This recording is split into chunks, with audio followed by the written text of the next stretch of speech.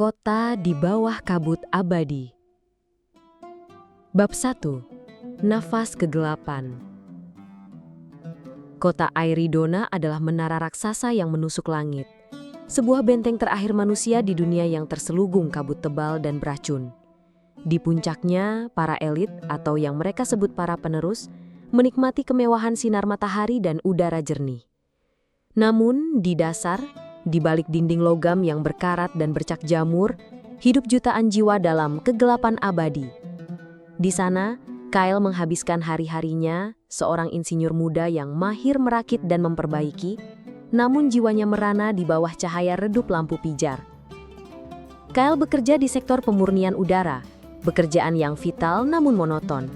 Ia tahu setiap inci pipa dan filter yang menyaring udara pekat dari luar, udara yang selalu terasa dingin dan berbau aneh. Suatu hari, saat mengganti sebuah panel tua di level paling bawah, dekat dengan batas kabut, tangannya menyentuh sesuatu yang keras. Sebuah rongga tersembunyi. Di dalamnya, tergeletak sebuah kotak logam kuno yang diukir dengan pola-pola aneh yang belum pernah ia lihat. Dengan hati-hati, ia membuka kotak itu. Di dalamnya ada sebuah gulungan perkamen yang rapuh dan sebuah silinder kristal kecil. Saat kristal itu disentuh, sebuah cahaya samar memancar, memproyeksikan gambar-gambar buram tentang dunia lama yang biru dan hijau tanpa kabut. Lalu, gambar berubah menjadi adegan-adegan kehancuran, ledakan dahsyat, dan kabut yang membumbung tinggi menelan segalanya. Di akhir proyeksi, muncul sebuah simbol aneh yang sama dengan ukiran pada kotak dan tulisan yang samar-samar. Proyek Genesis. Kabut tak terhindarkan. Kami adalah penjaga. Jantung Kyle berdebar. Kabut itu bukan alami, itu buatan, dan ada penjaga di dalamnya. Selama ini, mereka diajarkan bahwa kabut adalah fenomena alam, cobaan dari dewa.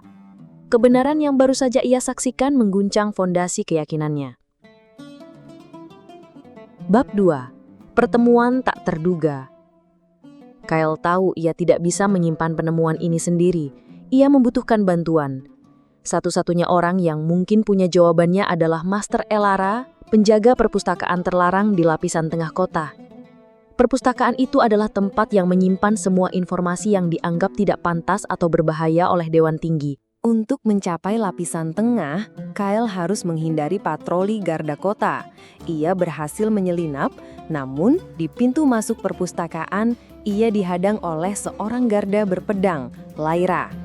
Lyra adalah anggota garda kota yang cekatan, putri dari Komandan Valerius, salah satu anggota Dewan Tinggi. Lyra terkenal ketat dalam menegakkan aturan. "Kau melanggar batas, warga tingkat bawah," ucap Lyra dengan suara dingin, pedangnya teracung. Kyle, dengan keputusasaan yang meluap, menunjukkan sebagian kecil dari proyeksi kristal itu. Mata Lyra melebar, melihat sekilas gambaran dunia lama. Rasa penasaran yang tak pernah ia tunjukkan mengalahkan tugasnya. Ia mengizinkan Kyle masuk, dengan syarat ia juga ikut bersamanya. Bab 3. Misteri perpustakaan terlarang. Master Elara adalah wanita tua dengan mata setajam elang dan kebijaksanaan yang terpancar dari setiap kerut di wajahnya. Ia meneliti kristal dan gulungan perkamen yang ditemukan Kyle. Ekspresinya berubah serius. "Ini adalah sisa-sisa dari era Genesis," bisik Elara, suaranya parau. "Sebelum kabut menelan dunia, nenek moyang kita mencoba memanipulasi atmosfer untuk menciptakan sumber energi tak terbatas. Mereka gagal. Kabut ini adalah hasil sampingan dari eksperimen yang salah." Elara menjelaskan bahwa simbol pada kotak adalah lambang arsitek, kelompok ilmuwan yang bertanggung jawab atas proyek itu. Mereka tidak bisa menghentikan kabut, sehingga mereka membangun Aeridona. Tetapi, Elara juga menyebutkan adanya laporan samar tentang entitas yang bertahan atau bahkan berevolusi di dalam kabut itu. Makhluk yang secara perlahan mulai mencari jalan pulang. Kyle dan Lyra terkejut. Semua yang mereka ketahui adalah kebohongan. Lyra, yang selalu loyal pada Dewan Tinggi, mulai meragukan segala yang dia ajarkan padanya. Bab 4, Ancaman dari Bawah. Seiring mereka menggali lebih dalam di perpustakaan, tanda-tanda ancaman dari kabut mulai terlihat. Getaran aneh sering terjadi di lapisan paling bawah. Sensor-sensor yang dipasang KL di batas kabut menangkap pola-pola energi aneh. Lalu, sebuah dinding pertahanan di sektor pemurnian udara runtuh. Bukan karena usia, melainkan seperti dirobek oleh sesuatu dari luar. Makhluk-makhluk pertama yang menerobos masuk adalah mutasi dari serangga dan tumbuhan yang hidup di dalam kabut. Mereka aneh, berbahaya, dan membawa racun kabut. Kepanikan mulai menyebar di lapisan bawah. Garda kota dikerahkan, termasuk unit Lyra. Ia melihat langsung kengerian yang datang dari kabut dan betapa rapuhnya pertahanan mereka. Bab 5. Kebenaran yang terungkap. Melalui riset intensif dan mengumpulkan serpihan informasi dari berbagai buku terlarang, KL, Lyra, dan Elara menemukan sebuah manuskrip kuno yang menceritakan tentang sebuah kunci eteris, sebuah artefak terakhir yang dapat memanipulasi energi di balik kabut. Kunci ini ditinggalkan oleh para arsitek di jantung Aerodona, sebuah inti energi di dasar kota yang sudah lama terlupakan. Namun, manuskrip juga memperingatkan bahwa penjaga kabut, entitas biologis mekalis raksasa yang diciptakan oleh arsitek untuk mengawasi eksperimen, kini telah berevolusi dan menganggap kabut sebagai habitatnya. Ia akan melindungi sumber kabut dan kunci eteris. Sementara itu, Komandan Valerius, ayah Lyra, semakin mencurigai aktivitas putrinya. Ia melihat perubahan pada Lyra dan mengancamnya agar kembali pada tugasnya, mencurigai keterlibatan Lyra dengan KL. Bab 6. Perjalanan menuju inti. KL, Lyra, dan Elara memutuskan untuk pergi ke jantung Aerodona. Perjalanan itu sangat berbahaya. Mereka harus menyelinap melewati unit garda yang kini dalam siaga penuh, menuruni level demi level yang semakin gelap dan kotor, menghadapi mutasi kabut yang semakin banyak, dan menghindari pengawasan Valerius. Mereka akhirnya tiba di jantung Aerodona, sebuah kompleks kuno yang terbengkalai. Di tengahnya, terhampar sebuah generator raksasa yang sudah tidak aktif, dan di puncaknya, sebuah ceruk yang sepertinya menunggu kunci eteris. Namun, penjaga kabut sudah menunggu. Bab 7. Pertarungan di jantung kota. Penjaga kabut adalah makhluk kolosal yang terbuat dari logam berkarat, serat organik, dan energi kabut itu sendiri.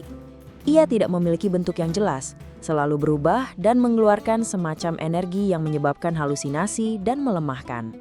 Pertarungan sengit terjadi. Kyle menggunakan pengetahuannya tentang struktur kota untuk mencari titik lemah penjaga kabut. Lyra dengan kemampuan bertarungnya mengalihkan perhatian makhluk itu, sementara Master Elara mencoba mengaktifkan kunci eteris. Di tengah pertarungan, Komandan Valerius dan pasukannya tiba. Ia telah melacak Lyra. Valerius menyaksikan kengerian penjaga kabut dan menyadari kebenaran di balik apa yang dikatakan Lyra. Dalam keputusasaan, ia memilih untuk membantu putrinya, mengalihkan serangan penjaga kabut, bahkan mengorbankan pasukannya. Dengan pengorbanan Valerius dan bantuan Lyra, Kyle berhasil mengaktifkan kunci eteris. Sebuah cahaya biru terang memancar dari kunci, menembus penjaga kabut. Makhluk itu meraung kesakitan. Tubuhnya mulai terurai menjadi partikel-partikel energi.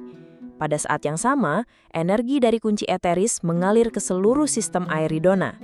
Kabut di luar kota mulai bergolak. Perlahan, seperti tirai yang ditarik, kabut mulai menipis. Celah-celah besar terbentuk di langit. Untuk pertama kalinya dalam berabad-abad, sinar matahari menembus kabut, memecah kegelapan yang abadi. Cahaya keemasan menerpa lapisan-lapisan bawah Aerodona. Rakyat jelata yang selama ini hanya mengenal cahaya lampu dan kegelapan mendongak. Mata mereka terpana melihat keajaiban yang belum pernah terbayangkan. Bab 9. Fajar baru. Penjaga kabut hancur sepenuhnya, dan kabut terus menipis, meskipun belum sepenuhnya hilang. Aroma segar yang belum pernah mereka hirup sebelumnya mulai terasa di udara. Komandan Valerius terluka parah. Namun ia tersenyum melihat putrinya dan cahaya matahari. Ia mengakui kesalahannya dan meminta maaf atas kebohongan yang telah ia pertahankan. Eridona tidak lagi sama. Dengan kabut yang menipis, kehidupan di lapisan bawah menjadi lebih baik. Harapan baru menyebar seperti api. Namun, cahaya juga membawa tantangan baru.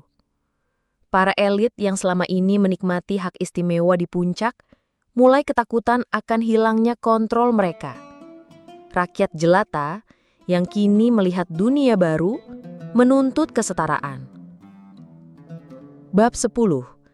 Dunia yang terbuka. Kael dan Lyra kini disanjung sebagai pahlawan, menyadari bahwa pekerjaan mereka belum selesai. Mereka harus memimpin Eridona menuju era baru. Master Elara membantu mereka memulihkan catatan-catatan arsitek untuk memahami cara membersihkan kabut sepenuhnya dan beradaptasi dengan dunia luar. Perjalanan Eridona baru saja dimulai. Mereka harus belajar tentang dunia yang telah lama terlupakan di bawah kabut, menghadapi tantangan lingkungan yang baru, dan membangun kembali masyarakat yang lebih adil dan transparan. Kabut mungkin akan selalu menjadi bagian dari sejarah mereka, pengingat akan kesombongan masa lalu dan kebangkitan kembali. Namun kini, dengan harapan yang membumbung tinggi, kota di bawah kabut abadi perlahan bangkit menuju fajar yang baru. Jangan lupa subscribe, like, dan share. Terima kasih.